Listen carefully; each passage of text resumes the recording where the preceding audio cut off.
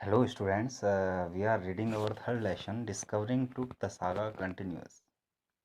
Saga means होता है story, old story. तो ये टूट के बारे में है, टूट की मम्मी के बारे में है, जिसकी की कंटिन्यूसली डिस्कवरी हुई बार बार। क्यों हुई? Because of mysteries related to his life and his death. तो जो क्वेश्चंस थे उसकी डेथ के बारे में कि कौन सी उम्र में मरा और कैसे मरा। For these question his mummy always being discovered. So अब तक हमने ये पढ़ा कि सीटी स्कैन होना है उसकी मम्मी का, और मम्मी जो है अच्छी स्थिति में नहीं थी because what mister Howard Carter did to that mummy when he first discovered. जब उसने पहली बार डिस्कवर्ड किया था तो उसकी मम्मी डैमेज हो गई थी, क्योंकि हमने अभी पिछले पिछले जो पीरियड था उसमें पढ़ा था कि कैसे जो है टुट की जो बॉडी थी, डेड बॉडी मम्मी थी, वो गोल्ड कॉफिन से एकदम चिपक गई थी। तो उसको हथौड़े और छेनी से उसको निकालना पड़ा, तो उसके मेजर पार्ट्स और जॉइंट्स जो थे बॉडी के वो अलग अलग हो गए थे। तो फिर हैवार्ड के आदमियों ने जो उसको पैडिंग करके और रेत में छुपा कर रख दिया था, वैसे के वैसे डैमेज को कंसील करने के लिए। तो हमने यहाँ तक पढ़ा था दैट कि दैट कंसील्ड द डैमेज, यहाँ पे देखिए, concealed the damage and the bed where to now rest. और फिर उसको वहीं रख दिया था जहाँ से कि उसको आज निकाला जा रहा था for the CT scan. Okay, now let's read today's text. Archaeologist has changed substantially in the intervening decades, focusing less on treasure and more on the fascinating details of life and intriguing mysteries of death. तो अब कहता है कि archaeology जो है वो change हो गई है। आर्कियोलॉजी पहले मैंने आपको बताया था, जो एनिसेंट चीज़ों में चीज़ों की खोज करते हैं, study of human past.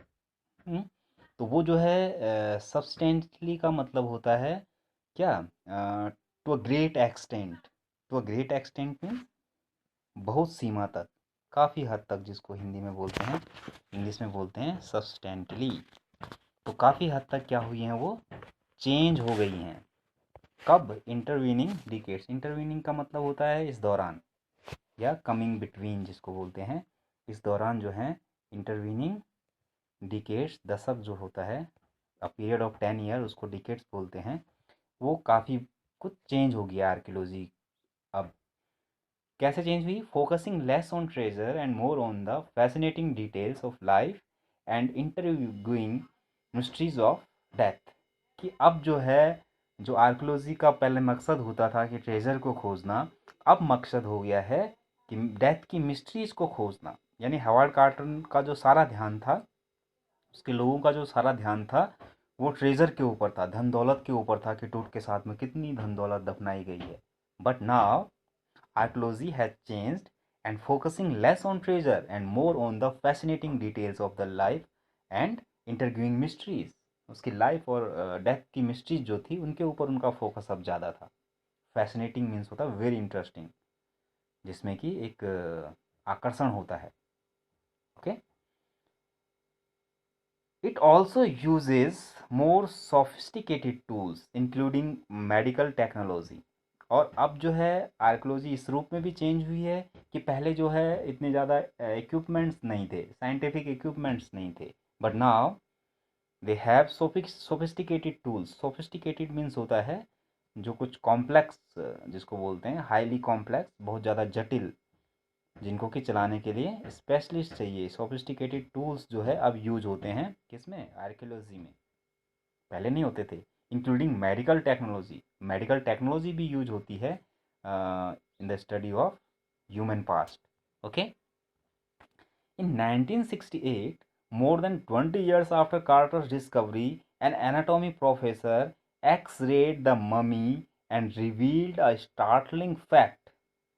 Beneath the resin, the cakes, his chest, his breastbone, and front ribs are missing.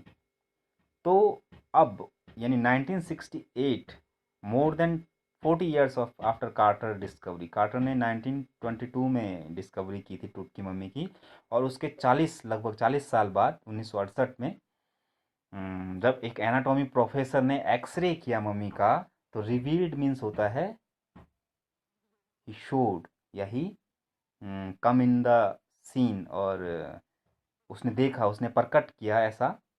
क्या खोज निकाला उसने? Startling fact. स्टार्टलिंग फैक्ट मतलब जो कि अमेज करें, अमेजिंग फैक्ट्स। किसके बारे में? सरप्राइजिंग फैक्ट्स जिसको बोलते हैं, amazing.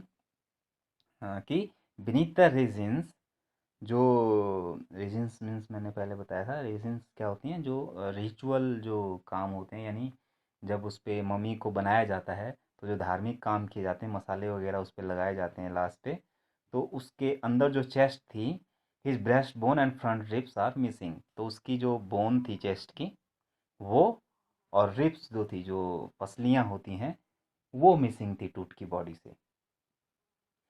Today diagnostic imaging can be done with computed tomology, sorry tomography, और सीटी, जिसको सीटी बोलते हैं, सीटी स्कैन बोलते हैं जिसको, कंप्यूटेड टोमोग्राफी से अब जो है इमेजिंग की जाती है, डायग्नोसिस किया जाता है, by which hundreds of X-rays in cross section are put together like slices of bread to create a three-dimensional virtual body। अब क्या किया जाता है सीटी स्कैन में कि बहुत सारी एक्सरेज डाली जाती हैं, जो कि बॉडी को, जो ब्रेड की स्लाइस होती हैं उनकी तरह काट देती है, बांट देती है अलग अलग हिस्सों में, और एक थ्री डायमेंशनल जो वर्चुअल बॉडी है उसको क्या करती है? अ, दिखाती है कंप्यूटर पे। समझ रहे हैं? थ्री डायमेंशनल, जिसके तीन फलक होते हैं तीन ओर से, उस तरीके की बॉडी, एक वर्चुअल बॉडी दिखाई देती है। What more would a CT scan reveal of truth than the X-ray? यानी एक्सरे के अलावा सीटी स्कैन और क्या दिखा सकता था ट्रूथ के बारे में, और क्या अमेजिंग फैक्ट्स सामने ला सकता था? And could it answer two of the biggest question still lingering about him? How did he die, and how old was he at the time of his death? और क्या ये सीटी स्कैन जो है, जो दो सबसे महत्वपूर्ण क्वेश्चन हैं जिनका आंसर अभी तक नहीं मिला, उनके आंसर दे सकता है? तो वो क्वेश्चंस कौन से हैं? First question is how did he die, कैसे मरा, and how old was he at the time of his death, और अपनी मौत के समय उसकी उम्र क्या थी, उसकी एज क्या थी?